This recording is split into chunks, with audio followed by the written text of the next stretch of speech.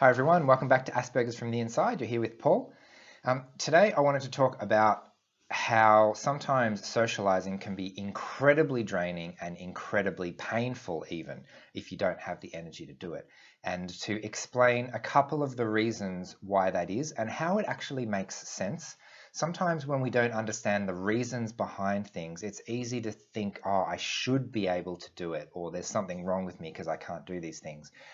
But actually, autistic behavior is human behavior, and the things that we do and that we have trouble with are actually really common for everybody. So I'll give you an example. I go to the gym in the morning very often, and sometimes it's necessary for me to actually talk to a person at the front desk to get to my class properly. And that is really, really painful at 6 a.m. in the morning. I've already pushed myself to get up in the morning. I've already pushed myself to get there and get dressed, hopefully, if all things went well. The extra effort required to interact with another human being at that time in the morning in my mental state at the time is just way too much and feels harder than, an hour of exercise at that time of day. And the reason is because when you interact with someone else, there are certain things you have to do. And if you don't do these things, then it's considered rude and you essentially damage the relationship. And those little things are the reason that socializing is very tiring and sometimes even painful to try and do these things when you don't have the energy. So what are the things that I'm talking about? If someone says hello, it's polite to say hello back. If someone asks you a question, it's polite to respond. If someone interacts with you, it's polite to just respond a little bit or give someone eye contact or smile at them. Or there's a huge list of things that are polite to do, and that if you don't do, you'll come across as rude because you didn't do them. Now, there are a couple of options, to get around that, but the easiest one is to say, I'm too tired for this kind of social interaction at the moment. I'm going to decline your invitation to come out to dinner, or I'm going to decline your invitation to go to this party, or have a phone call. Maybe a phone call is too difficult for some at some times. So and this is actually relatively easy to explain to someone else who doesn't experience the same level of tiredness from everyday kind of social interaction. So imagine like the most extroverted, outgoing, loud, energetic person that you can think of, life of the party, talking to everyone, making conversation, sort of really bouncy energy running around. That takes energy. And it's very social, and you get lots of connections, and it's fun, and it's, that works, but it also takes a significant amount of energy.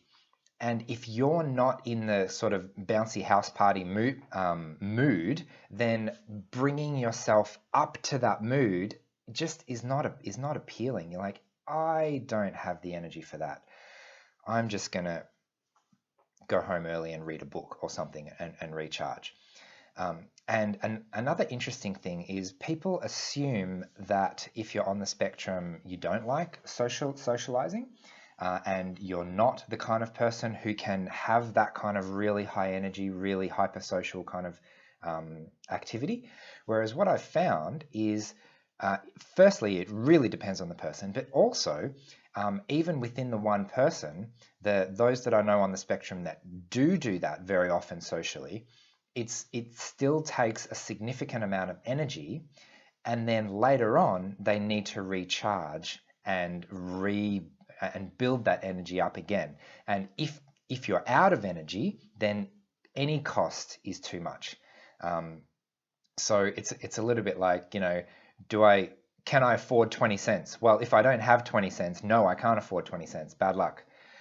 So if you're absolutely drained, and a lot of us push ourselves really, really hard to our limits, so until we've got absolutely nothing left, and then either stop hopefully, or crash or something. So if you don't have anything left, then even the most simple responding to someone when someone talks to you, that's the hardest one for me, because you absolutely need to interact with someone to not be considered rude, because they don't know what's happening. So if someone smiles to me and waves to me and I just ignore them, they're like, well, why? What did you do? Why did you ignore me? What's wrong? Are you angry? Do you not like me? And they will come up with all of these thoughts and explanations for why I didn't wave back. The reason is probably because it was too much effort and energy, and it was too painful for me to try and do that at the moment, so I didn't do it. But in the moment, there's no easy way to communicate that to them. Sometimes at autistic events, we use things like a little card or something saying, I'm tired, don't talk to me at the moment. Or if you do, just realize that I may or may not respond. And if I don't talk to you, then please just accept that I don't want to talk to you. And when you understand that from a person, it makes the socializing significantly easier, because if someone talks to me and I don't respond, they know that means that I don't really want to talk at the moment, and they know it's nothing personal. I keep wanting to get into the dynamics of how it actually works on an emotional and communication level. Okay, I'll do one really quick thing with that. The biggest thing is that people need to know what's going on, otherwise they assume something. And they also need to know something about you and your intentions, otherwise they will assume something about you and your intentions. So every time you come close to someone or get in someone's attention span, it is absolutely necessary to communicate to them who you are and what you're doing, and give signals as to how to interact with you in a positive way. And if you don't do that, then the other person gets really freaked out, they get suspicious, they feel awkward, they think you're being rude, they get all of these negative emotional reactions which they blame you for, which is sort of half true, I suppose, because they don't even know where it's coming from, and then they end up not liking you or feeling like, oh, that person was a bit weird, just because they didn't understand what was going on. I think I've drifted significantly from the topic, but anyway, so bringing us back, socializing, and even those really little things like waving back, smiling back, responding to someone's question can be really painful when you don't have the energy to do it. And that's why someone like me, for example, who is usually completely fine with all of those things, can sometimes not be fine. I remember an example of a friend who got a taxi from the airport to the city because she didn't want to talk to the person selling the bus tickets, even though it would have, saved a significant amount of money.